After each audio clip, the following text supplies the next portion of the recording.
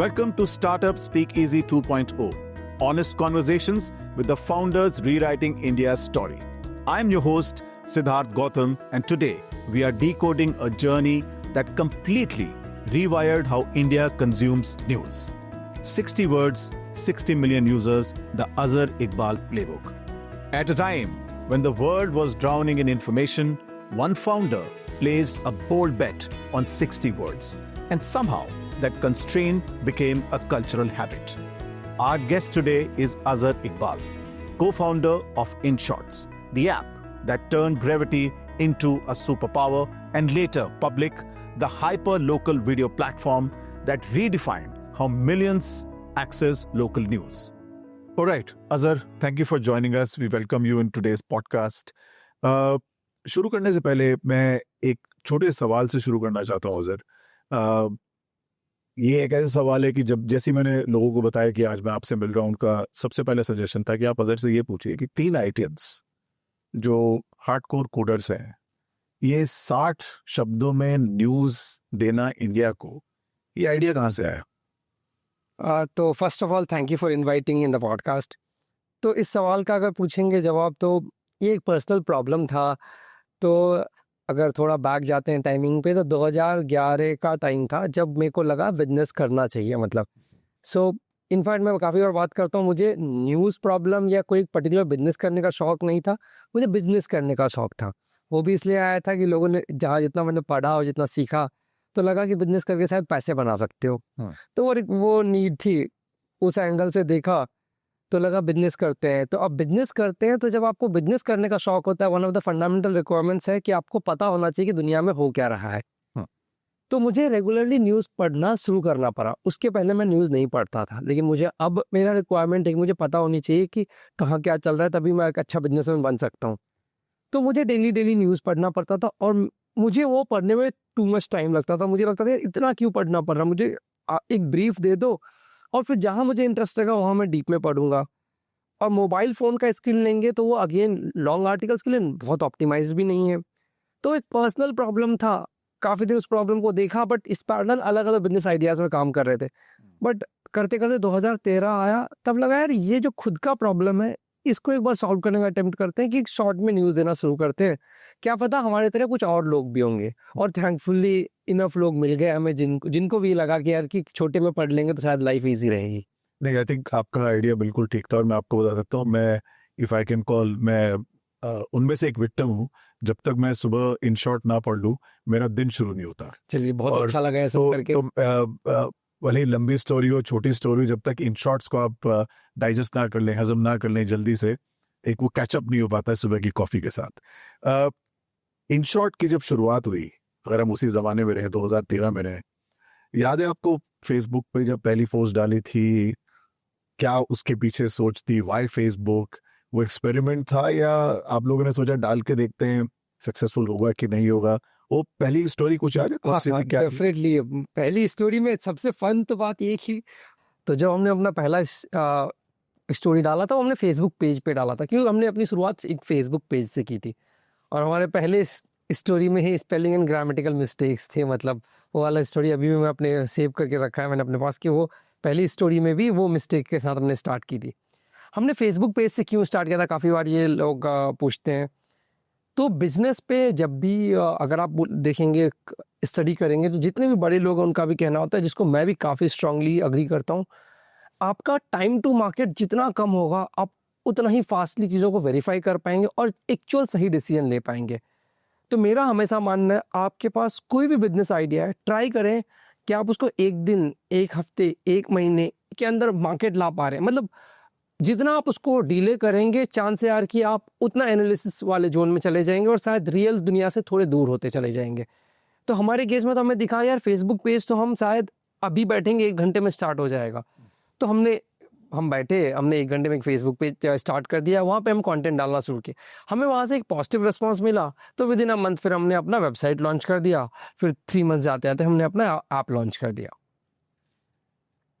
I think आपने जिसने to simple बता दिया है कि हमने ये किया और ये किया, मुझे लगता है कि शायद आई एम श्योर इसके पीछे मेहनत, मशक्क़त, बहुत एक सोच और एक्सपेरिमेंटेशन आई एम श्योर रही होगी।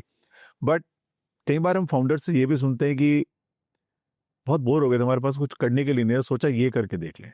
तो जब ये किया तो वो स्ट्राइक कर गया।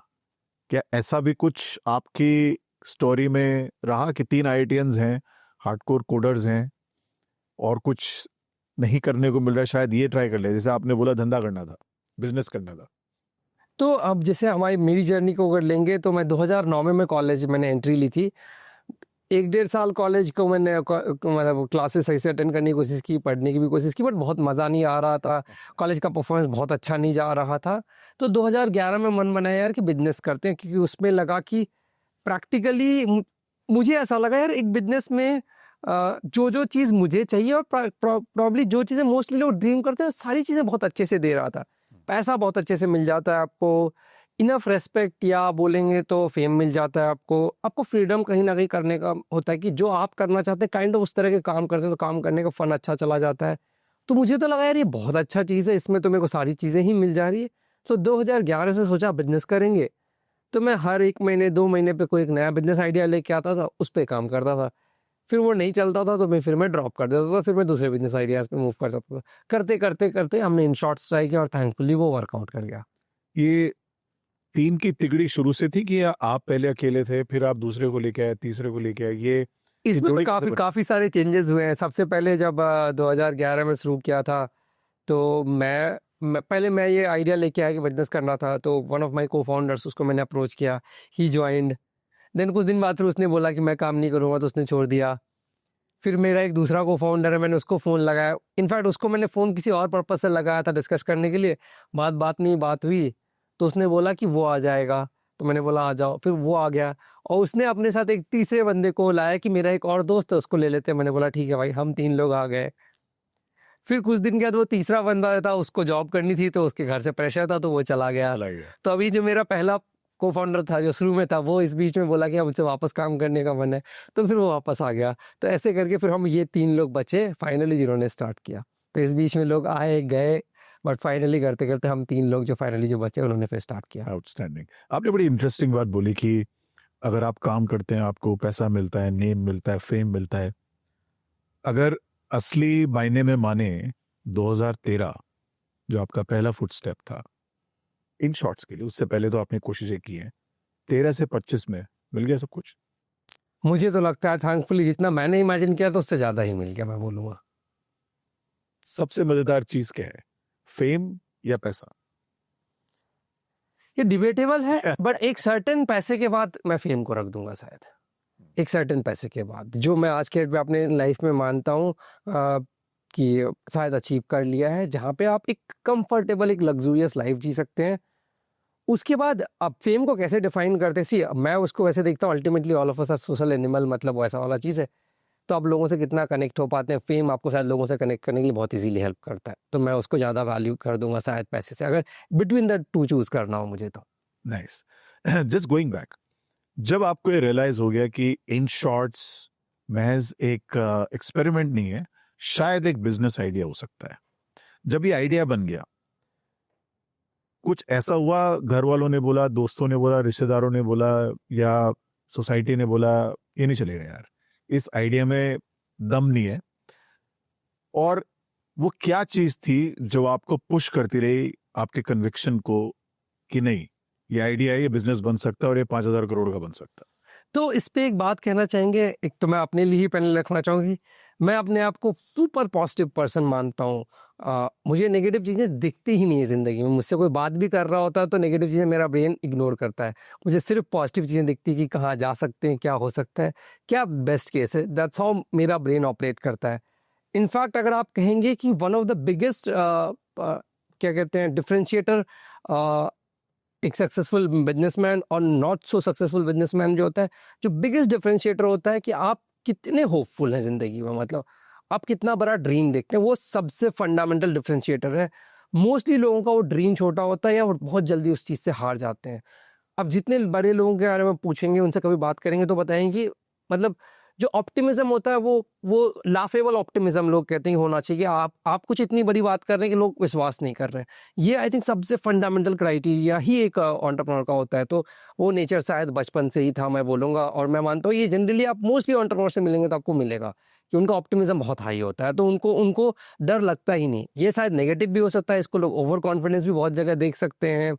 अगर आप लेंगे तो बहुत सारी चीज़ें इस कारण से लोग सुनते नहीं, क्योंकि उनको लगता है कि वही सही है, मतलब एंटरप्रेन्योर्स को लेंगे तो। बट आई थिंक ये सबसे फंडामेंटल क्राइटेरिया है टू बिकम सक्सेसफुल।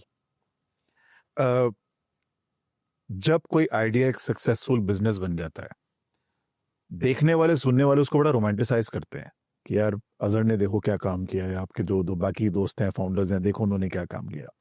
लेकिन आईटी को छोड़ना और धंधे में घुसना और पैसा बनाना, इस डिसीजन के पीछे ऑप्टिमिज्म तो था या कोई इमोशनल कनेक्ट या डिस्कनेक्ट था?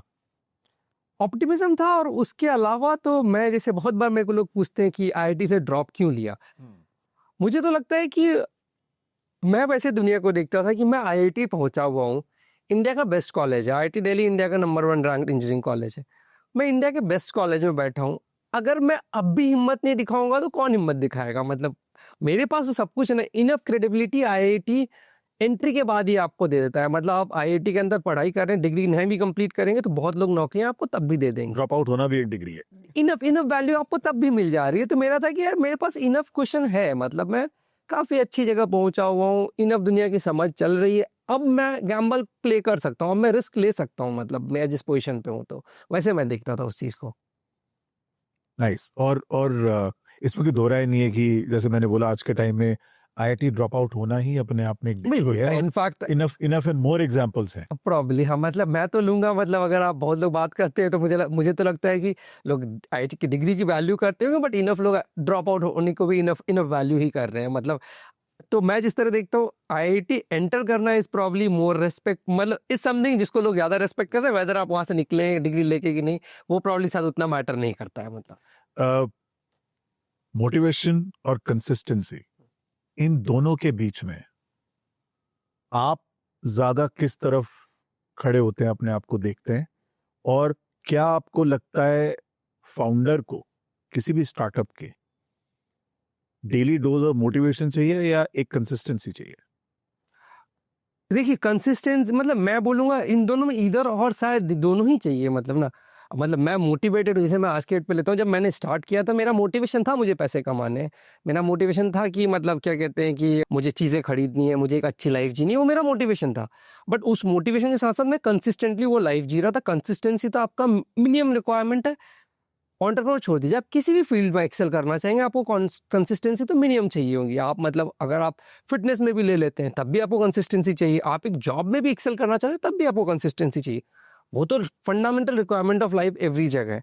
उसी के साथ साथ मैं मोटिवेशन में भी यही चीज़ देखता हूँ, हम लोग हर कोई किसी ना किसी चीज़ के लिए मोटिवेटेड रहता है। उसमें मेरे भी कुछ मोटिवेशंस थे, उसके लिए काम किया था।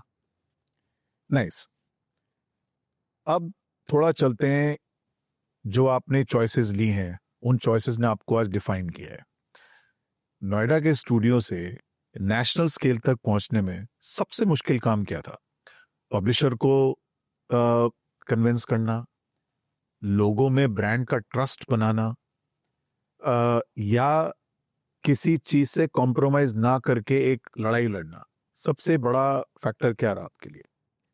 तो मुझे तो हमारे बिजनेस में और किसी और बिजनेस के लिए मुझे तो दिखता है आपका एक ही पेन पॉइंट है, एवरीथिंग एल्स के लिए बहुत ही स्टैंडर्ड रूल बुक है जिसमें आप उसको सॉल्व कर लें। वो पेन पॉइंट है कस्टमर के नीड को समझना। वो समझ में आ जाता है तो आपने जो बोला पब्लिशर से पार्टनरशिप करना, उसके रूल बुक्स आपको मिल जाएंगे, उसके बात करने के लिए लोग मिल जाएंगे। आपको सेल्स करना हो वो भी मार्केट में आपको उसके भी स्टैंडर्ड प्रैक्टिसेस होंगे, उनको आप लर्न करके कर सकते हो। हायरिंग करना, फंड रेज करना, ये सब चैलेंजेस है। मैं ऐसा नहीं कह रहा हूँ ये सब सिंपल है, बट इनके रूल बुक्स डिफाइंड है। आप मार्केट में 4 अच्छे लोगों से बातें करोगे, वो आपको बता देंगे अपनी कंपनी में उन्होंने कैसे किया है। जो आपका सबसे बड़ा प्रॉब्लम होता है और जो कोर टू योर बिजनेस होता है कि आपके कस्टमर का नीड आपके बिजनेस की यूनिक होता है, आपको वो समझना और उसके लिए चीज़ें बनाना। तो सबसे फंडामेंटल प्रॉब्लम ही यही है। एवरीथिंग एल्स जो वो पार्ट ऑफ ऑल बिजनेस होता है, बहुत ईजी टू लर्न है। मतलब तो कोर जो आपका बिजनेस में वो है आपके कस्टमर के नीड को समझना कि उसको क्या चाहिए। ये कब महसूस हुआ कि हमने प्रॉब्लम सॉल्व कर दी? प्रॉब्लम तो शायद आपको पता था, बिकॉज आप खुद यूजर थे और आपको लगा यार मुझे पूरी खबर नहीं पढ़नी है, मुझे ब्रेविटी चाहिए, छोटी खबर जल्दी पढ़ के मैं आगे जाना चाहता हूँ। आपको ये कब पता चला कि ये प्रॉब्लम हमने सॉल्व कर दी? जब फंडिंग हो गई तब, या कोई एक रियलाइजेशन आया, रिस्पॉन्स आया यूजर का तब, और वो क्या था? देखिए, अगर हम इसका एग्जाम्पल लेंगे, मतलब क्या कहते हैं कि अल्टीमेटली तो जैसे हम लोग लेते हैं इस चीज़ को, तो इसका कैसे कैसे अब हर एक स्टेप पे आपको रियलाइजेशन अलग अलग होता है। One of the first realisation जो था मैं वो बताता हूँ, उसके बाद तो धीरे धीरे चीज़ें उसको और ऐड करते जाती है। तो मैं कैंपस में था, अगर लेते हैं 2009 में मैंने कैंपस में एंट्री ली थी। 2011 तक मुझे आज सच कैंपस में कोई नहीं जानता था, ठीक है, मतलब बारिंग माई क्लास के फ्रेंड्स, और क्लास में सारे लोग नहीं जानते होंगे, मतलब कुछ ही लोग जानते थे। सडनली हमने फेसबुक पेज लॉन्च किया 2013 में। 4 साल इसके पहले मेरा कैंपस में निकल चुका है, 3 साढ़े 3 साल निकल चुका है ऑलमोस्ट। हमने फेसबुक पेज लॉन्च किया, उस फेसबुक पेज के ऑलमोस्ट मंथ टाइम पे हमारे पास 5000 फॉलोअर्स थे, जो मेरे कैंपस में था और मेरे जो को फाउंडर उसके कैंपस में था। काफ़ी बड़ी जनता इन दोनों कैंपसेस की थी। सडनली कैंपस के इनफ लोग हमें आइडेंटिफाई करने लगे थे और बोलने लगे थे ये ऐसा कुछ कर रहे हैं, इन शॉर्ट्स बना रहे हैं उस टाइम पे, मतलब। तो वो एक बहुत बड़ा रियलाइजेशन था कि सडनली लोगों में आपका एक रिकॉग्निशन आ रहा है। दैट मीन्स कुछ अच्छा कर रहे हो, एटलीस्ट कुछ कर तो रहे हो, ये क्लियर है। अच्छा है खराब बाद में देखा जाए, बट कुछ तो कर रहे हो, लोग रिकॉग्नाइज कर चुके हैं। तो मैं उसको इस वन ऑफ द मतलब इनिशियल बिग फिल्टर मान लूंगा। जब फंडिंग का राउंड आया, सीरीज ए हुआ, बी हुआ, सी हुआ, डी हुआ, और इसके बीच में गैप कुछ ज्यादा था नहीं, जल्दी जल्दी आई थिंक ये चारों एबीसीडी राउंड आपके जल्दी जल्दी हुए। क्या बड़ा पैसा आने से रिस्क लेने का तरीका बदला, बोल्डनेस आई, या कोई एक ऐसा डिसीजन था जिससे आपको लगा कि अब यहां से जहां भी जाएंगे ऊपर ही जाएंगे? देखिए, वो अगर लेते हैं तो ओवरऑल आप फंड जब रेस करते हैं तो आपकी नेचुरल ही कैपेबिलिटी टू टेक रिस्क वो जो बढ़ जाती है। जितना कैपिटल, वो तो लाइफ में जितना ज़्यादा पैसा होगा आप उतना अधिक रिस्क लेने के पोजीशन पे होंगे। तो बहुत ही नेचुरल था, नथिंग स्पेसिफिक कि हमारे केस में कुछ चेंज हुआ। बट जितना विद मोर कैपिटल आप रहोगे, आप पर्सनल लाइफ में भी उठा लो, आपके ज़्यादा पैसे होंगे तो आप ज़्यादा रिस्क लोगे, कम पैसे होंगे तो कम रिस्क लोगे। तो वो उसी के ही साइड में चल रहा था, मतलब ब्रॉडली लेंगे तो। और जब इन्वेस्टर पैसा डालता है तो रिस्क लेने से पहले वहां पे भी बहुत सारे पैरामीटर्स हैं, तो कहीं ना कहीं तो ये हुआ होगा कि यार ये वाला कदम उठाएंगे और ये नहीं हुआ तो ये करे, तो कहीं कुछ उस तरह का कुछ ब्रॉडली शायद नहीं मैं बोलूँगा, मतलब पर्सनली मेरे केस में मैं लेता हूँ तो शायद इसका हो सकता है कुछ नेगेटिव ही लाइफ में इम्पैक्ट पड़ जाए। मेरे को डर कंपेरेटिव चीज़ों से कम लग रहा होता, मैं एक्शन ले लेता हूँ। और मैं ये मानता भी हूँ जनरली ब्रॉडली कि आपको एक्शन ले लेना चाहिए। इन मोस्ट केसेस आप एक्शन ले लोगे तो आपको बेनिफिट ही होगा देन लॉस के। तो मैं तो बिना डरे एक्शन इन जनरली भी ले लेता हूँ। कैपिटल आने के थोड़ा ज़्यादा ले रहा था, ठीक है, कुछ उसके नेगेटिव्स भी रहे होंगे, डेफिनेटली हर एक्शन के कुछ नेगेटिव पॉजिटिव रहे होंगे, बट ब्रॉडली तो मैं एक्शन ले लेता हूँ। आप पॉजिटिव पे ज्यादा फोकस हाँ, मैं पॉजिटिव पे फोकस करता हूँ। मुझे लगता है मोस्टली एंटरप्रेन्योर्स आपको ऐसे ही मिलेंगे। जब यूजर्स कुछ मिलियंस क्रॉस कर गए, इंटरनल सिस्टम में आई एम श्योर कुछ ब्रेक हुआ होगा, कुछ मेक हुआ होगा, उस समय का क्या प्रोसेस रहा, क्या बिलीफ था, कल्चरल चेंजेस आए, किस तरह के चेंजेस आए? बिकॉज ये तो एक अपने आप में एक लैंडमार्क रहा होगा जब पहला आप आए। नहीं तो सिस्टम तो हमारे रेगुलरली ही फटते थे, मतलब अगर आप बात करेंगे उसको तो मतलब काफ़ी कॉमन है हमारा होता था। मतलब तो जैसे अब कोई इंपॉर्टेंट न्यूज़ डे है तो उस दिन हमारा ट्रैफिक सर्च कर जाएगा, तो उस दिन सिस्टम्स क्रैश हो जाएंगे, न्यूज़ पब्लिश नहीं हो रहा है, ऐप क्रैश कर गया, ऐप लोड नहीं हो रहा है। ये पार्ट ऑफ लाइफ है, मतलब मैं बोलूँगा। और ये उस दिन सवेरे सारे लोग एक्टिव हैं, कहीं कुछ फटा हुआ, किसी को कुछ नहीं समझ में आ रहा है क्या हो रहा है, बट ऐसे ऐसे ही चलता रह रहा है। मतलब ये सारे बिजनेस बनने में ये वाली चीज़ें होंगी, मतलब। तो हमारे केस में तो काफ़ी बार ही होता था। और सबसे कोइंसिडेंस पड़ता था, जिस दिन कोई बड़ा घटना होगा उस दिन ऑलमोस्ट श्योर है कि उस दिन सिस्टम्स क्रैश करेंगे, क्योंकि वो हैंडल, हमें प्रिडिक्शन लेना और वो हैंडल करना। और अभी तो फिर भी हम लोग 10 साल बाद बैठे हैं तो टेक काफ़ी बेटर हो चुका है। आज से 10 साल पहले चले जाते हैं तो टेक इतनी एटलीस्ट मतलब चीज़ें कंपैरेटिवली पीछे थी, तो चीज़ों का हैंडल करना, मोबाइल नया नया ही आया था अगर लेंगे तो 12-13 के टाइम पे ही तो इंडिया में मोबाइल आना शुरू हुआ था, तो कोडिंग का नॉलेज भी लिमिटेड लोगों को था, तो काफ़ी सारी चीज़ें पढ़ती थी उस टाइम पे हमारी। आपने इन्वेस्टर्स के बारे में बात की थी और मैं आपसे उस पर पूछना चाहता हूँ कि एक तो आपका अपना पर्सनल कन्विक्शन था, ये प्रॉब्लम है, इसको हम सॉल्व करेंगे। इन्वेस्टर्स को कैसे बेचा ये आइडिया और उन्होंने लिया कैसे? बिकॉज सुनने में बड़ा आसान लगता है, और इंडिया जैसे मार्केट में जहां बड़े बड़े दिग्गज नहीं ब्रेक थ्रू कर पाए टेक में, जो न्यूज की दुनिया से आते थे, बिकॉज आप टेक की दुनिया से आ रहे हैं, ठीक है। तो ये कैसे आपने तो हमारे केस में एक बहुत ही सुपर्ब एडवांटेज है हमारा, जो बहुत रेयर बिजनेसेस को मिलता है। हमारा बिजनेस एक तो पहले B2C है, और B2C में भी जो हमारे इन्वेस्टर्स हैं उसमें से काफ़ी बड़ा चंक हमारा यूज़र है। मतलब तो जैसे हमारे one of the first investors थे गौरव भटनागर, खुद यूज़र थे। सचिन बंसल और फ्लिपकार्ट के जो फाउंडर थे, वो खुद एक यूज़र पहले थे, इन्वेस्टर बाद में बने।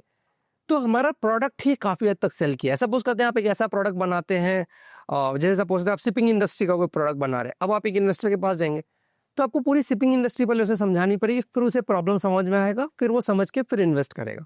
हमारे केस में तो वो खुद यूज़र है, उसको प्रॉब्लम समझाने की ज़रूरत ही नहीं है। तो हमारा शायद वो सेल्स बहुत ईजी है, मतलब एक्सट्रीमली ईजी है। इनफैक्ट हमारे एडवर्टीजमेंट में भी अभी जैसे हम अपने क्लाइंट्स के पास भी जाते हैं प्रोडक्ट में ऐड चलाने के लिए भी, तो हमारे क्लाइंट्स खुद यूज़र हैं। तो जब आपके क्लाइंट्स खुद यूज़र हैं तो आपको सेल करना बहुत ईजी हो जाता है, चाहे वो VCs को करना हो या फिर एडवर्टाइजर्स को करना हो। तो सब बहुत ही बड़ा एडवांटेज था वो हमारे पास। तो आपके यूजर आपके इन्वेस्टर हमारे यूजर्स, मतलब वो एक बहुत बड़ा अर्ली इन्वेस्टर्स थे, फिर तो उसके उनके रेफरेंस पे आने लगे अगले इन्वेस्टर्स। अमेजिंग। पब्लिक ऐप है और मेरे हिसाब से 60-70 मिलियन यूजर तक पहुंच गई है, उससे ऊपर है अभी। पावरफुल है, कहीं कहीं क्योटिक भी है, बिकॉज आप रियल टाइम न्यूज़ को ट्रैक भी कर रहे हैं। और आज के ज़माने में इंफॉर्मेशन और मिस इन्फॉर्मेशन के बीच में भी एक बहुत थिन लाइन है। इसको कैसे मैनेज करते हो? बिकॉज आपके यहाँ टेक बेंट मुझे लगता है ज़्यादा है compare to that editorial bent. Then आप इस फाइन लाइन को कैसे मैनेज करें? मिस इन्फॉर्मेशन आपको पता नहीं आप क्या चला रहे, हाउ डू यू मैनेज? देखिए, डेफिनेटली मिस इन्फॉर्मेशन होता है, लेकिन अगर आप देखेंगे मोस्टली मिस इन्फॉर्मेशन के सोर्स में, मैं ऐसा नहीं कहता मीडिया मिस इन्फॉर्मेशन, मीडिया में भी काफ़ी बार गलत न्यूज़ छप जाते हैं, जो हम भी कुछ बार मिस्टेक हमसे भी होती है। बट मोस्टली जो मिस इन्फॉर्मेशन होता है ना, वो आपको रैंडम सोर्सेज पे मिलेंगे, वो सोर्स ही स्ट्रांग नहीं होंगे। अगर आप reliable media houses of country भी उठा लेंगे, मोस्टली मिस इन्फॉर्मेशन नहीं होता है। उनके अपने ओपिनियंस हो सकते हैं, उनके अपने व्यूज़ हो सकते हैं, बट जनरली फैक्चुअली इनकरेक्ट चीज़ें बहुत ही कम ही बार आपको मिल रही होगी। मतलब मोस्टली जो आपके पास इंटरनेट पे या व्हाट्सएप पे जो चीज़ें सर्कुलेट हो रही है, उनका कोई सोर्स ही नहीं है। वो किसी ने वो क्रिएट किया पोस्ट और शेयर कर दिया, तो उनका तो सोर्स ही अननोन होता है। तो मोस्टली मिस इन्फॉर्मेशन तो उसका है मेरे ख्याल से। मीडिया हाउसेस पे आपको कंपैरेटिवली काफ़ी ही कम मिलेंगे, वो काफी कम मिलेगा। आपने इंडिया के कंटेंट कंजम्पशन के पैटर्न को अब काफी सालों से देख लिया है। आपके हिसाब से सबसे सरप्राइजिंग पैटर्न क्या है? कुछ एक पैटर्न निकल के आए जिसमें आपको लगा हो ये तो हमें कभी पता ही नहीं था कि ये भी एक एस्पेक्ट है न्यूज को कंज्यूम करने का। सरप्राइजिंग एस्पेक्ट नहीं, बट ओवरऑल मतलब मेरे को उस पर इस साइड पे नहीं, बट ओवरऑल जो ब्रॉडली खैर हमारे नॉट सरप्राइजिंग, बट कि जैसे अभी देखेंगे, अभी आप इंस्टाग्राम रील्स को उठाते हैं, उसका कंजम्पशन बहुत ज़्यादा बढ़ गया है अगर लेंगे तो इन जनरल हमारा जो एक चीज़ था वो हमें काफ़ी ओवर टाइम ही इस पर अच्छा लगा कि शॉर्ट फॉर्म फॉर्मेट को मुझे लगता है कि वो ओवर टाइम और ज़्यादा रूल करने वाला है। मतलब तो वो एक एक्साइटिंग मुझे चीज़ लगती है। मतलब अगर बात बोलेंगे तो वो ओवर टाइम मोर वैलिडेट होता जा रहा है। मतलब तो मुझे लगता है वर्ल्ड वहाँ पे ज़्यादा कॉन्सेंट्रेट करेगा, अभी और करेगा। अभी हम बात कर रहे हैं दूसरे प्लेटफॉर्म्स की। आज की तारीख में आप 60 वर्ड्स में खबर दे रहे हैं और हाइपर लोकल वीडियोस भी आपने बोला वो बहुत एक्सट्रीम में है। इसके चलते हुए इन शॉर्ट्स का अगला कदम क्या है? मोर ब्रेविटी, वीडियो कंटेंट की तरफ ज्यादा जाना है, उस डोमेन में जो कंपीटिंग प्लेटफॉर्म्स हैं उनके साथ कंपीट करना है, एआई का यूज करना है? मैं एआई के बारे में और भी बात करूंगा, बट वहां पे क्या हमारी सोच है आगे? Next what is next? What's next तो इसमें बोलेंगे अगेन कोई कंक्रीट आंसर नहीं, क्योंकि हम एक्सपेरिमेंट्स बहुत ज़्यादा करते रहते हैं, मल्टीपल चीज़ों पे एक्सपेरिमेंट्स करते रहते हैं, हमें जहाँ जहाँ जितना समझ में आता है वो वाला चीज़ है। बट ब्रॉडली अगर लेंगे तो हमारा जो एक ही पर्पस है कि भाई कितना इजीली लोगों तक हम कंटेंट पहुंचा पाए, वो हमारा बहुत कोर पे होगा।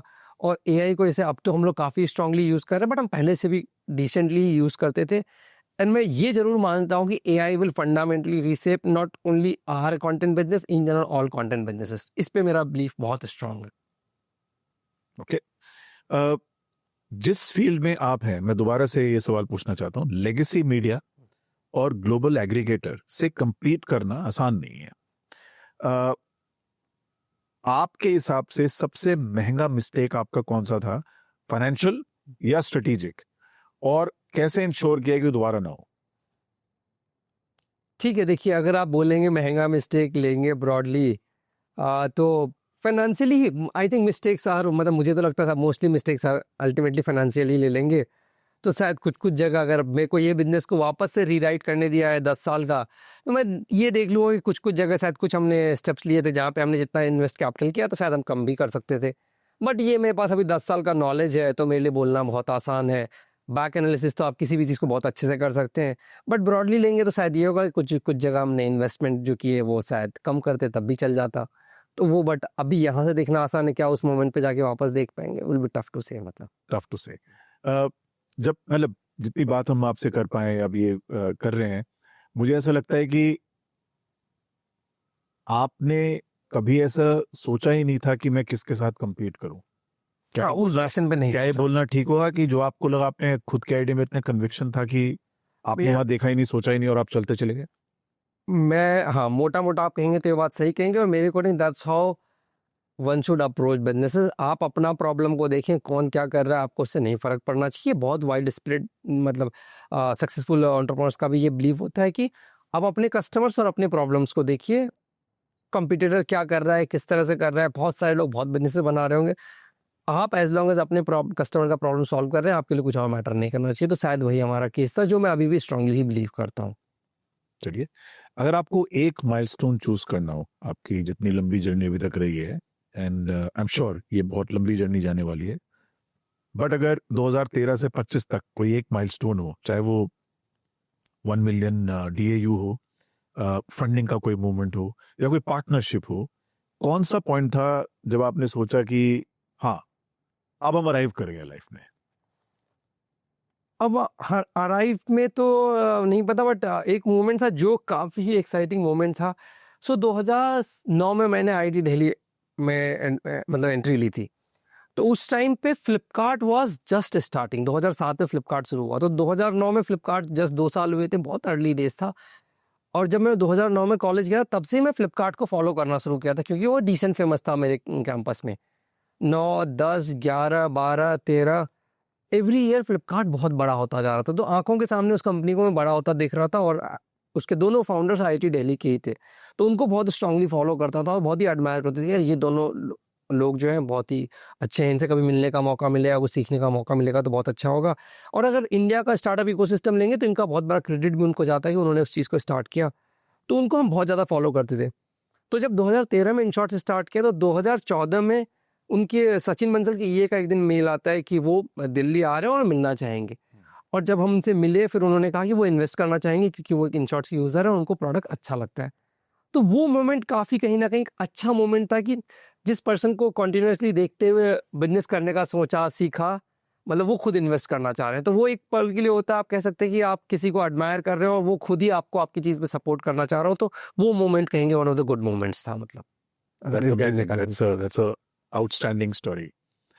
बहुत कम फाउंडर्स हैं इंडिया में जिन्होंने बहुत कम उम्र में, अगर आपकी बात ली जाए, आप फॉर्च्यून 40 अंडर 40 रहे हैं, आप फोर्ब्स 30 अंडर 30 रहे हैं और टीवी पे इन्वेस्टर भी बन गए। स्पॉटलाइट अपॉर्चुनिटीज ऑफ कोर्स देती है, पर उतना प्रेशर भी शायद साथ साथ परफॉर्मेंस का आ जाता है। क्या कभी ऐसे हुआ कि पब्लिक प्रोफाइल की वजह से आपने वो डिसीजन लिया हो जो प्राइवेट में आपको लगता है शायद मैं डिसीजन नहीं लेता था, बट मैंने अपनी प्रोफाइल के चलते अब लेना पड़ेगा या लेना है या ले लिया? नहीं, मेरे को तो ऐसा नहीं लगता। मुझे लगता है मैं बहुत ही ओपनली डिसीजंस लेता हूँ, और मैं जो व्यूज़ होते हैं बहुत ही स्ट्रांगली ही रख रहा होता हूँ। मेरे व्यूज़ हैं, लोग अग्री कर सकते हैं, नहीं कर सकते, बट मैं डिसेंटली ही स्ट्रांगली ही अपने व्यूज़ रखता हूँ। One of the strong views, अगर सामने ही सामने बात करने की बात करेंगे, तो मैं बहुत ओपनली बोलता हूँ कि मैंने पैसे कमाने के लिए बिजनेस शुरू किया था। कोई दुनिया बदलने का शौक नहीं था मुझे, कोई प्रॉब्लम सॉल्व करने का शौक नहीं था। मुझे पैसे दे दो, मैं अपनी ज़िंदगी खुशहाल जीना चाहता हूँ। मैं बहुत ओपनली बोलता हूँ। सबसे कंट्रोवर्शियल स्टेटमेंट तो मुझे लगता है यही है।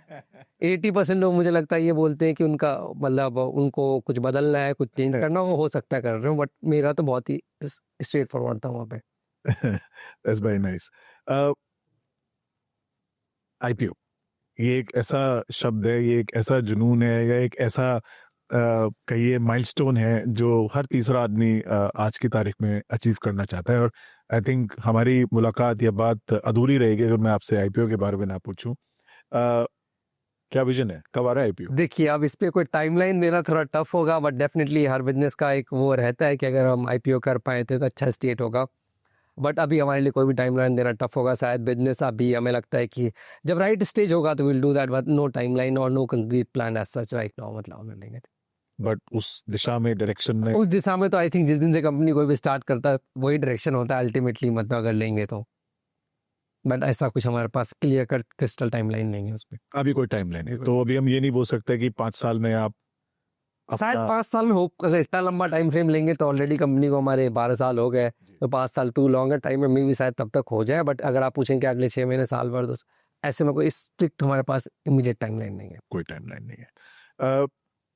इन शॉर्ट्स इंडिया में बहुत अच्छा कर रहा है, और जैसे मैंने आपसे पूछा कि आगे का क्या प्लान है, लैंग्वेज ऐड कर रहे हैं, number of users of course automatically बढ़ रहे हैं, ग्लोबल कुछ उस तरफ सोचा है, कुछ हमारे टाइप्स हुए हैं उस तरफ हम मूव करने की? अभी तो हमारा फोकस इंडिया पे ही है, प्राइमरीली इंडिया में ही हम लोग, मतलब जितने लैंग्वेजेस में, जितने इस पे उसमें ही प्राइमरीली फोकस है कर लेंगे। ऐसा क्यों? इंडिया की अपॉर्चुनिटी, मतलब ये चीज़ शायद समझ बेटर आ रही होती है। ग्लोबली हमने पास में एक आध बार ट्राई किया था, वर्कआउट नहीं किया परफेक्टली मर लेंगे तो। बट कितना ग्लोबल कॉन्टेक्स्ट समझ पाएंगे नहीं समझ पाएंगे उन चीज़ों का है। और अगर लेंगे तो इंडिया का ही अपॉर्चुनिटी साइज इनफ बड़ा है, ब्रॉडली लेंगे तो उस पर ही फोकस करने लगे, अलग लैंग्वेजेस ज्योग्राफी लेंगे तो। सीईओ से चेयरमैन का एक ट्रांजिशन आपकी लाइफ में हुआ है, माइंडसेट में कुछ चेंज आया जब आप सीईओ थे और अब जब आप चेयरमैन हैं? चेयरमैन अजहर आपको ज्यादा करीब लगते हैं या सीईओ अजहर आपको ज्यादा करीब लगते हैं जब डिसीजन मेकिंग या तो जब मैं कंपनी चलाने की बात आती है? जब मैं सीईओ के रोल पे था तब तो सारे एक्टिव डिसीजंस मैं ही लिया करता था। अभी मैं एक्टिव डिसीजंस नहीं ले रहा था, और ऑलमोस्ट 1.5 ईयर अगो मैंने ट्रांजिशन लिया था, क्योंकि मुझे एआई के फील्ड को एक्सप्लोर करने का बहुत इंटरेस्ट था। उसमें मुझे लगता है बहुत सारे न्यू अपॉर्चुनिटीज़, न्यू बिजनेसेस बन सकते हैं। तो मैंने उस पर सोचा कि उसको एक्सप्लोर करके देखते हैं क्या क्या पॉसिबिलिटीज़ हैं बिजनेस के, जो ग्रैंड लेवल पे आप जो प्रॉब्ली ग्लोबली, जैसे आप पूछे थे, ग्लोबली कुछ बिजनेस एक्सप्लोर कर सकते हैं। तो अभी मैं जनरल ही एआई को लेके एक्साइटेड रहता हूँ, और मुझे लगता है अपॉर्चुनिटीज़ बहुत बिग होंगे उसमें, मतलब मैसिव अपॉर्चुनिटीज़ मिलेंगे न्यू बिजनेस बिल्ड करने के लिए। तो अगली लीप अगर इन शॉर्ट की होगी तो आपके मुताबिक अब वो एआई में कुछ धमाल देखने को? बूस्ट में तो मेरे ख्याल से इन शॉर्ट्स नहीं, हर बिजनेस का ही शायद होगा। और इन शॉर्ट स्पेसिफिक अभी हमारे पास बहुत सारी और चीज़ें हैं जो हम कर रहे हैं, बट डेफिनेटली मुझे लगता है वो हर बिजनेस का ही होगा कि एआई में मोस्टली बिजनेस, अगर मैं बात करूँगा केपीएमजी का, तो जैसे हम लोग थोड़ी देर पहले बात भी कर रहे थे, हर बिजनेस अभी एआई को सम और दी अदर में अपने में इंटीग्रेट करने की कोशिश कर रहा है, ताकि वो अपना उस नेक्स्ट स्टेप को ले सके। जी। अब एक काम करते हैं कि अब आपने एक फाउंडर का रोल निभाया, अब आप चेयरमैन का रोल निभा रहे हैं, एक टाइम पे आप सीईओ भी थे, उससे पहले आप कोडर भी थे, बट एक नया रोल आपने बहुत रिसेंटली निभाया, वो एक इन्वेस्टर का रोल था, जहाँ पे एक बहुत पॉपुलर टीवी शो पे आप तमाम अलग दूसरे सक्सेसफुल इन्वेस्टर्स के अमंग बीच में आप भी थे। टीवी पे पिच जज करना सिर्फ चेक लिखने से ज्यादा होता है, या उसका एक्सपीरियंस अपने आप में एक सामने खड़े हुए इन्वेस्टर को जज करना वो अलग होता है? क्योंकि कभी ना कभी आपके अंदर भी उस तरह की एक भूख थी, उस तरह की एक चाह थी या अग्रेशन था। वो एक्सपीरियंस कैसा रहा, आप इस तरफ और वो उस तरफ? कभी याद आती थी मैं भी कहीं वहां था? डेफिनेटली, मतलब क्या कहेंगे, उस साइड में अभी भी बहुत, मतलब अगर लेंगे तो हमने रिसेंटली फंड रेज किया, तो हमें अभी, मैं इस साइड ऑफ द जर्नी भी अभी भी देखता हूँ, मतलब वो वाला चीज़ है, तो दोनों साइड ऑफ द जर्नी रहा है। तो आप जब तक टीवी की बात करते हैं और नॉर्मल दुनिया की बात करते हैं, तो फंडिंग में एक जो थोड़ा डिफरेंस है टीवी वाले में, कि उसमें टाइम पीरियड आपके पास बहुत छोटा है। उस 1 या 1.5 घंटे या 2 घंटे का शूट टाइम जितने देर भी होता है एक पिच के लिए, उतने में ही आपको डिसीजन यस या नो करना होता है। से मैंने कुछ और कंपनीज में भी as an angel investor invest किया है, तो वहाँ पे आपका एनालिसिस टाइम जनरली आपके पास ज़्यादा होता है। आप एक दिन उससे कॉल लेते हो, फिर आप कुछ पढ़ना है वो पढ़ सकते हो, कुछ गूगल कर सकते हो, रिसर्च कर सकते हो चीज़ों पे, दूसरा कॉल ले सकते हो। तो आपके पास टाइम टू डिसाइड काफ़ी ज़्यादा होता है। वहाँ पे जब हम लोग शो में शूट कर रहे होते थे, तो हमें इमीडिएटली 1.5 आवर 2 आवर जितना का शूट टाइम, उस बीच में ही डिसीजन लेना है। और इनफैक्ट आपके पास कोई फ़ोन नहीं है, कोई इंटरनेट नहीं है, तो आप गूगल नहीं कर सकते, कुछ रिसर्च नहीं कर सकते। आपको रियल टाइम पे अपने ही एनालिसिस के बेसिस पर डिसीजन लेना है, तो उतना का डिफरेंस था। बट ब्रॉडली कोर चीज़ लेंगे तो दोनों जगह सेम ही था। आप एज ए इन्वेस्टर, आप जैसा आपने कहा आप खुद भी एंजल इन्वेस्टर हैं, इंस्टिंक्ट क्या, आप किस बेसिस पे इन्वेस्ट करते हो? आप बिजनेस पे इन्वेस्ट करते हो, जो बिजनेस को चला रहा है इंसान उस पे इन्वेस्ट करते हो, या आपका इंस्टिंक्ट है कि आपको लगता है यार नहीं मुझे लगता है चलेगा मैं इसको चला दूंगा, या ये बंदा चला लेगा, पैसा किस पे लगाते हैं? मैं चला दूंगा तो है ही नहीं बिल्कुल। मेरे अकॉर्डिंग से जो फाउंडर है वही बिजनेस चला रहा है और कोई भी नहीं चला रहा होता है। और एज एन इन्वेस्टर तो मैं बहुत स्ट्रांगली इस चीज़ पे बिलीव करता हूँ कि ज़ीरो इन्वॉल्वमेंट होना चाहिए एक इन्वेस्टर का एक बिजनेस चलाने में। जो फाउंडर है वो अगर चलाने की केपेबल है तो चला पाएगा, अगर वो नहीं है तो कोई और उस बिजनेस को तो नहीं चला सकता है। मतलब उसके पास ही फुल अथॉरिटी होनी चाहिए चीज़ों को चलाने के लिए। तो वो चीज़ है। हैविंग सेड दैट, अगर बात करेंगे इन्वेस्टमेंट करने वक्त क्या सबसे अधिक चीज़ें देखता हूँ, अगर कोई बिजनेस है वो साल 2 साल 3 साल पुराना हो चुका है तो क्लियर कट है कि हमारे पास नंबर्स होंगे। अगर नंबर्स होंगे तो कोई और चीज़ों का कॉन्वर्सेशन लेने का कोई मतलब ही नहीं है।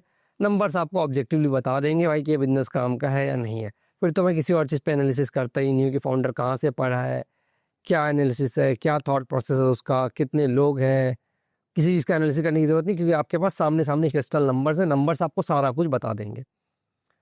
दूसरा केस आता है कि अगर नंबर्स नहीं है, अर्ली स्टेज ऑफ बिजनेस है, तब अगेन जो मैंने आपको हमने कॉन्वर्सेशन में थोड़ा पहले भी रखा था, उसके बाद एक ही फैक्टर मैं चेक करता हूँ कि इसमें हिम्मत कितनी है, कितने दिन तक ये खड़ा रह सकता है। मतलब बिना डरे हुए, मतलब चीज़ें क्योंकि खराब जाएंगी तो मेरे को तो लगता है कि इंसान कितनी देर स्टैंड कर रहा है उस प्रॉब्लम को लेके, वो जीतने का बहुत बड़ा प्रोबेबिलिटी बताएगा। तो वो एक बहुत बड़ा फैक्टर होता है। मतलब फाइटिंग कैपेबिलिटीज़ कितनी है उसकी, वो सबसे बड़ा फैक्टर हो जाएगा। अगर मेरे पास नंबर्स नहीं, अगर नंबर्स है तो क्लियर कट नंबर्स। अगर आपके पास नंबर्स नहीं है और आप बिजनेस को उस 1-1.5 घंटे के अंतराल में आपको जज करना है, पिच में आपका पर्सनल रेड फ्लैग क्या होता है? एक तो होता है ग्रीन फ्लैग जो आपको लगा कि यार हिम्मत है, ताकत है, आइडिया है, बट नंबर्स नहीं है। रेड फ्लैग क्या होता है? ऐसे वो सिग्नल होता है आपके मन में, या कोई ऐसा स्ट्रॉन्ग आपकी सिक्स सेंस, वो क्या देखते हो आप फाउंडर में जो आपको लगता है नहीं यार ये रेड फ्लैग है, यहाँ से मुझे दूर जाना है? या कभी ऐसा भी हुआ कि नंबर्स ट्रैक कर रहे हैं बट आपकी इंस्टिंक्ट नहीं आ रही, तो वो क्या देखते हो आप फाउंडर में या बिजनेस में या आइडिया में जहां आपको रेड फ्लैग लगता है? मुझे अगर रेड फ्लैग मैं इन जनरली लोगों में देखने की कोशिश करता हूँ, तो मुझे इनमें मतलब क्या कहेंगे कि कोहेरेंस, या कैसे इस वर्ड को यूज़ करें कि उनके खुद के मतलब बातों में ही सिंक मिसिंग दिख रहा हो। मतलब थोड़ी देर पहले वो जो स्टेटमेंट बोल रहा हो और दूसरे बात किसी दूसरे स्टेटमेंट में मुझे दिखता है कि दोनों चीज़ें सेम नहीं चल रही। जैसे ले लेते हैं, किसी ने ये बोला कि भाई कि दिल्ली रहने की ज़्यादा अच्छी जगह है, और किसी ने बोला बैंगलोर रहने की ज़्यादा अच्छी जगह। मैं कह रहा हूँ मैं दोनों में किसी केस में भी आपसे डिबेट नहीं कर रहा हूँ। आप मुझे कहोगे दिल्ली ज़्यादा रहने की अच्छी जगह, मैं कहूँगा ओके। आप कहोगे बैंगलोर अच्छी जगह, मैं कहूँगा उसमें दिक्कत होगी जब आप अभी बोलोगे दिल्ली और शाम में बोल रहे हो बैंगलोर है। वो कंसिस्टेंसी जो आपकी मिसिंग होगी वो रेड फ्लैग है। तो मुझे चॉइसेस में दिक्कत नहीं लगता, आपके चॉइसेस आपके होने चाहिए।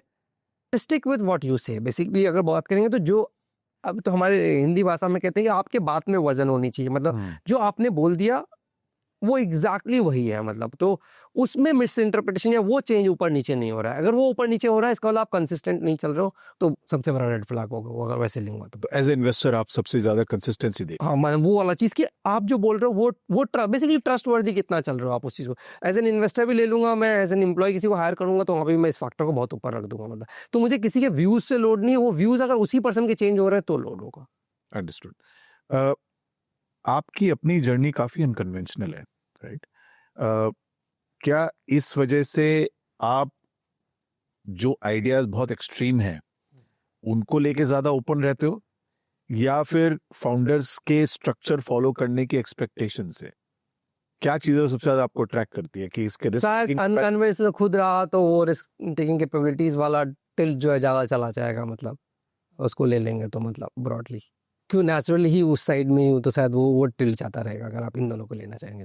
जो ज्यादा रिस्क ले पा रहा है, एपेटाइट ज्यादा है, आपको लगता है उस पर चला जाओ, वो मेरा मतलब मेरा चूंकि नेचुरली टेंडेंसी वैसा है तो उस साइड चली जाएंगी चीज़। लाइफ एज ए फाउंडर कितनी चेंज हुई? आपने इन शॉर्ट की एक डिस्कवरी तो कर दी है, लेकिन उससे मेरे जैसे लोगों की डूम स्क्रॉलिंग भी बहुत बढ़ गई है। अगर मैं आपसे पूछूं कि आप खुद कितना डूम स्क्रॉलिंग करते हो, कितनी नोटिफिकेशन आपके फोन पे आती है, मैं तो एक स्ट्रॉन्ग कंज्यूमर ऑफ फोन हूँ, मतलब मेरा फोन का टाइम स्पेंड क्वाइट हाई है। अगर मैं लूँगा तो 5-6 आवर्स पर डे हो जाएगा मेरे को लगता है मेरा फ़ोन टाइम स्पेंड में। मैं तो स्ट्रॉन्ग कंटेंट कंज्यूमर भी हूँ और स्ट्रॉन्ग फ़ोन यूज़र भी हूँ, तो मैं तो डेफिनेटली उस साइड में हूँ कि मेरा खुद वो रहता है। मतलब मैं काफ़ी सारे ऐप्स यूज़ करता हूँ रेगुलरली, मतलब कंटेंट के तो मेरे बहुत सारे सोर्सेज हैं जो मैं यूज़ करता हूँ, मतलब ब्रॉडली लेंगे तो मेरा तो खुद वो काफ़ी स्ट्रॉन्ग कंज्यूमर हूँ मैं। अ, आजकल लोग 60 सेकंड की रील देखते हैं और उनको 60 सेकंड की रील भी बहुत लंबी लगती ठीक है। राइट। और स्पेशली अगर आप यंग जनरेशन मिलेनियल या उससे पहले अगर आप इन लोगों की बात करेंगे, इन शॉर्ट को 60 वर्ड तक रोकना मुश्किल है या इसको भी कट डाउन करके और इसमें ब्रेविटी? आई थिंक 60 वर्ड आप टिपिकली ह्यूमन रीडिंग स्पीड लेते हैं तो 200 से 250 वर्ड हम लोग जो है 1 मिनट में पढ़ लेते हैं, तो 15 सेकंड का टाइम है तो एक 60 वर्ड को पढ़ना तो which we feel is good enough, मतलब उतना टाइम दे देंगे लोग, मतलब दैट्स व्हाट वी फील। मतलब और एनीवे आपको अगर वो स्किप भी करना है तो आप कैसे एक हेडलाइन होता है वो तो आप 3 से 4 सेकंड में पढ़ लेते हो, अगर आपको स्टोरी में इंटरेस्ट नहीं है तो यू कैन स्किप इट। तो ऑलरेडी काफ़ी ही शॉर्ट पे बैठे हैं हम लोगों को लगता है। और वीडियो फॉर्मेट में वीडियो फॉर्मेट हमने काफ़ी जगह एक्सप्लोर किया, हमारा जो दूसरा ऐप है पब्लिक उसमें वीडियो फॉर्मेट ही है, इन शॉर्ट्स के अंदर भी वीडियो फॉर्मेट में हमने चीज़ें एक्सपेरिमेंट की है, तो वो तो आई अज्यूम और इनफैक्ट लॉन्गर रन में आई फील कि video format will be a big format, मतलब गोइंग फॉरवर्ड इसका कंजम्पशन जो है वो इंक्रीज ही होता जाएगा। पब्लिक के बारे में अगर क्विकली थोड़ा सा बात करें, हाइपर ग्रोथ का जमाना है, कल्चरली लोगों की consumption on video is also changing, बहुत फास्ट चेंज हो रही है, वहां पे क्या प्लान है? वहाँ पे तो जैसे अगर हम लोग ले लेंगे तो वहाँ पे तो हमारा हाइपर लोकल ही है, हम लोग मतलब क्या कहते हैं न्यूज़ देते हैं, अगर पब्लिक ऐप पे ले लेंगे तो वहाँ पे कोशिश कर रहे हैं जितना बेटर हम कंटेंट कर पाएँ, जितना फास्ट वे पे कर पाएँ, मतलब ब्रॉडली। और उस पे लेकर के जो हमारा फोकस था वही जो वीडियो अपॉर्चुनिटी की जो आपने बात करी, वो मैं जेन्युइनली फील करता हूँ। जो मैंने सब आई थिंक हम लोग जब बिफोर स्टार्टिंग कॉन्वर्सेशन भी जब हम लोग बात कर रहे थे कि मुझे तो लगता है वीडियो फॉर्मेट जो कंजम्पशन को बहुत शार्पली चेंज करेगा ओवर टाइम। लोगों का consumption on video will increase going forward from here, और शॉर्ट फॉर्मेट का contribution on that will even increase further. मतलब डू यू थिंक पब्लिक उस गैप को फिल कर पाएगी जो गैप? पब्लिक डेफिनेटली उस गैप में से एक चंक ली हुई है, बट क्या पब्लिक का ही चंक और बड़ा होगा या अपॉर्चुनिटीज़ और होंगे, बट वहाँ अपॉर्चुनिटीज़ बहुत सारी हैं, मैं ये कहना चाहूँगा। हम लोग अपने अपने तरीके से डेफिनेटली कोशिश करते हैं कि जिस भी तरीके से हम वो अपॉर्चुनिटीज़ को जो जितना ज़्यादा कैप्चर कर पाएँ। Alright, so Azhar, thank you very much for your honesty, candor, and the journey that you shared with us. Clearly, from 60 words, bets to bold pivots, if there is one takeaway for me, it's innovation begins where certainty ends. Your story truly reminds us that biggest leap happens when we question the obvious and embrace unknown. Until next time, stay sharp, stay curious. It was lovely talking to you. This brings us to the end of yet another exciting episode of the Startup Speak Easy podcast. Until then, stay sharp, stay curious.